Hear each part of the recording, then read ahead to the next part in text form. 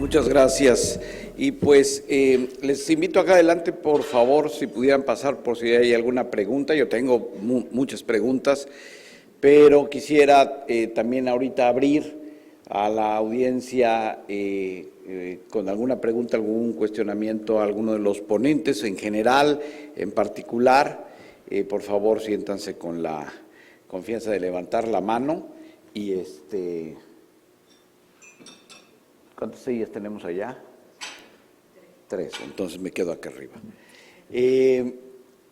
Yo quisiera preguntarles a ustedes, después de la suplementación, vamos a hablar, voy a hacer 2 preguntas que yo creo que es una pregunta que nos hacemos todos. ¿Cómo mido que al paciente le está haciendo bien que lo suplemento? Y vamos a hablar de un paciente que tiene, en lo que hay más evidencia, de degeneración macular, 1-3, de AREDS, y que lo empiezo a suplementar. ¿Cómo lo hacen? ¿Qué le dicen que se tome? Supongamos que ya lo mandamos al nutriólogo, como el doctor Martínez nos dijo, y empieza a modificar todos estos componentes para que sepamos que hay una buena absorción.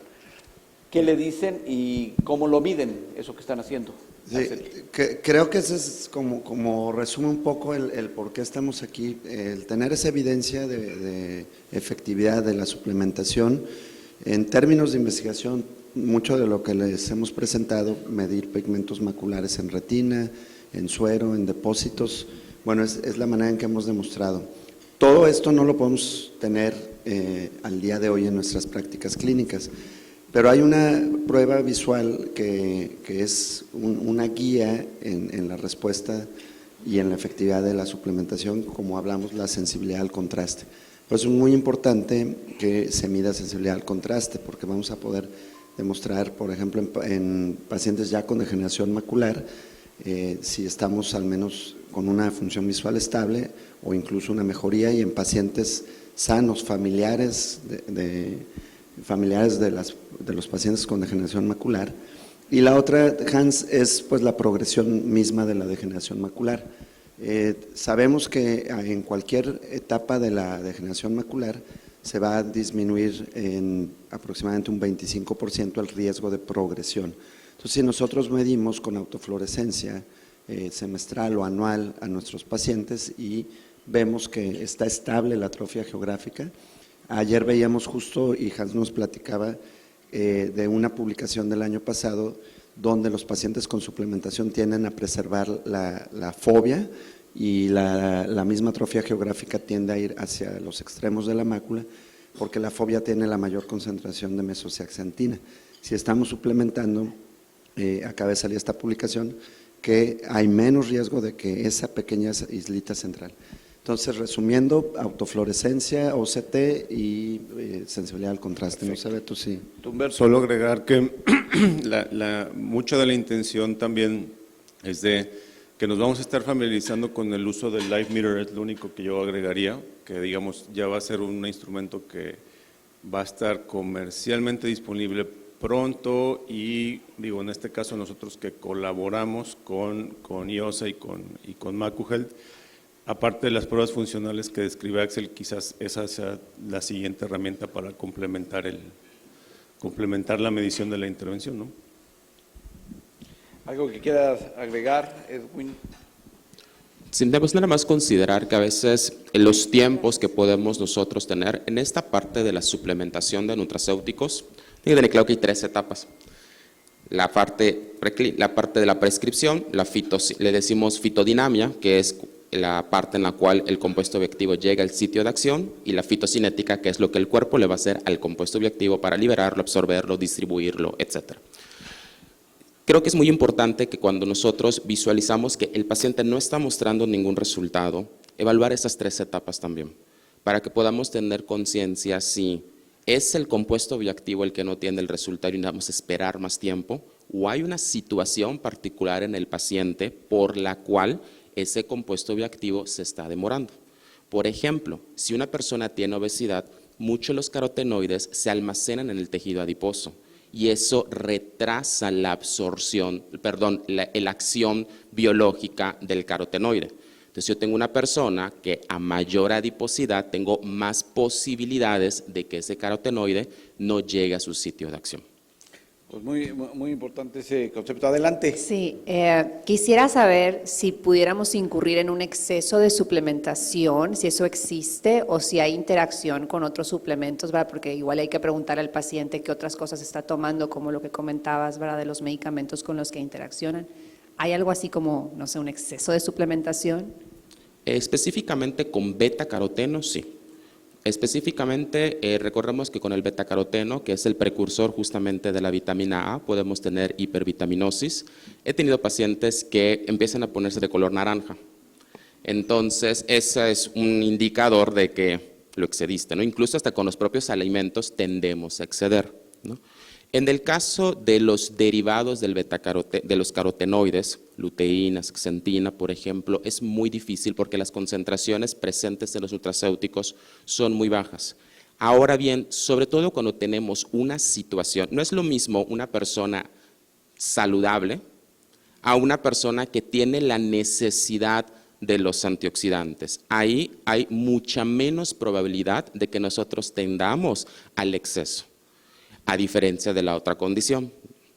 Aquí, yo quisiera agregar una cosa y te doy la palabra. El margen de seguridad de los oxicarotenoides es muy amplia, muy alta. Para que tengas toxicidad tendría que estar comiendo todo el día estos suplementos. El punto de los betacarotenos, y por eso el AREDS 1, la fórmula AREDS 1 y la AREDS 2 fue diferente, es que el betacaroteno y la vitamina E también tiene claramente estudiado que aumenta la incidencia de cáncer pulmonar y en los que tienen, aparte de vitamina E, enfermedad vascular cerebral. Entonces, las vitaminas y, que esto no es una vitamina, los antioxidantes tienen sus limitaciones que tenemos que tener muy claras para la indicación, ¿no? Hay que recordar dos cosas. Ahorita estamos hablando de luteína, zeaxantina y mesozeaxantina. Ese es uno de los caminos con mucha evidencia. La otra, que no nos va a dar tiempo seguramente de tocar, es el camino de la formulación AREDS, que dicho sea de paso, en México hasta ahorita, hasta este momento, no hay ninguna formulación que tenga, o sea, tiene los componentes de la formulación AREDS, pero no tiene las dosis. Entonces, si tú tampoco tienes la dosis, lo que está comprando el paciente lo está tirando a la basura porque no le está sirviendo para nada. ¿De acuerdo? ¿Ibas a comentar algo, Axel? Sí, yo nomás complementaría algo muy breve. Hasta donde revisé, y no sé si Humberto, Edwin o tú, Hans, hay un solo reporte de una retinopatía por depósito de cristal en una paciente que tomaba lo equivalente como a 4 o 5 cápsulas diarias por como 10 años, porque tomaba varias formulaciones que tenían luteína. Entonces se echaba y esta retinopatía por cristal es, benigna en el sentido que no se afectó su función visual. Se ve con otro tipo de alimentos como algunos tipos de nueces, pero fuera de este caso así aislado y con dosis así extremas por años, yo no conozco otro tipo. Tenemos otra pregunta por acá. Sí, buenos días. Lo que comentó el doctor Edwin es si realmente existe el no aprovechamiento de los suplementos en pacientes, por ejemplo, que están posoperados de colecistectomía. ¿Qué pudiéramos hacer con ellos? ¿Cómo les pudiéramos ayudar? Cuando es un compuesto lipofílico, como es en este caso, lo más conveniente es fraccionar más tu dosis, no saturar, porque al final recuerda que si tienes bilis, toda vez que lo tiene el hígado, al no tener la vesícula únicamente está limitada la absorción de grasas. Entonces hay que cuidar dos cosas, que el alimento que le va a estar consumiendo el paciente no sea altamente grasoso, por supuesto, y dos, que la dosis, en lugar de que si vas a darla una cada 12 horas, por decir un ejemplo, la des una cada 8 horas, por decir, fraccionar mucho más estas dosis para que podamos tener ese aprovechamiento y no tengamos saturación y competencias. Acá tenemos otra pregunta. Bueno, gracias por la presentación. Quería preguntar si existe un valor realmente en pacientes entonces que se conocen sanos y que tienen una buena dieta al suplementarse con estos pigmentos, a pesar de que tuvieran, por ejemplo, una buena sensibilidad al contraste y demás pruebas. ¿Valdría la pena iniciar alguna suplementación en pacientes sanos? Muy bien, esa era mi segunda pregunta para ustedes, es decir, ya está el familiar que está así todo fit y dice que come muy bien, pero su mamá tiene una degeneración macular así cabalgante, ¿verdad? Y el que no la tiene, tengo al familiar que no hace ejercicio, que no come bien, pero en su familia no hay degeneración de la mácula. ¿Qué le dicen a las dos personas en términos de este tipo de suplementación? Yo les digo que sí lo tomen. En realidad, justamente lo que estamos tratando de entender es qué significa estar sano, y creo que Edwin lo platica y lo tenemos muy claro. O sea, esta noción de que no hay enfermedad no necesariamente implica que esté bien. Entonces, siendo estrictos, pues tendrías que medir el pigmento macular o la concentración de carotenoides en la piel, que es lo que ya platicamos, y si hubiera alguna deficiencia, lo justificas, entonces ya se sale de la definición de que está sano. Si por otro lado lo ves como una intervención preventiva y la persona tiene la preocupación, la respuesta a los hijos y hermanos de los pacientes que tienen degeneración macular, yo les digo que sí suplementen su dieta con carotenoides. Eso es lo que yo les... como ambos mencionan, es un punto muy, muy importante. La realidad es que la suplementación está demostrada ya incluso en mujeres embarazadas, que acaba de salir un paper del grupo de Paul Bernstein que demuestra que los neonatos que nacieron de mamás que se suplementaron durante el embarazo tienen ya una mayor concentración de pigmentos desde el nacimiento. Dicho esto, significa que el grado de seguridad es absoluto, e incluso en pediátricos algunos grupos ya empiezan a suplementar desde niños, ¿no? Y como ya se ha mencionado, pues los micronutrientes, yo así les digo a los pacientes, es como la gasolina del carro, ¿no? Pues tú llenas el tanque y te va a llevar lo que se consume, y le tienes que estar poniendo gasolina si quieres seguir adelante. Entonces es un proceso continuo en el cual la suplementación va a beneficiar al paciente sano, y efectivamente los pacientes con antecedentes de degeneración macular, a partir de la tercera, cuarta década, hay que enfocarnos mucho porque son los pacientes que a lo mejor con un par de décadas de suplementación quizá vamos a ver que realmente rompen esto. Un comentario adicional es en relación a los estudios genéticos para ver factor de riesgo genético de degeneración macular. Definitivamente al día de hoy no están recomendados como una práctica rutinaria, porque no nos van a cambiar un poquito la predicción clínica que podemos llegar a hacer. Entonces, sería un poco.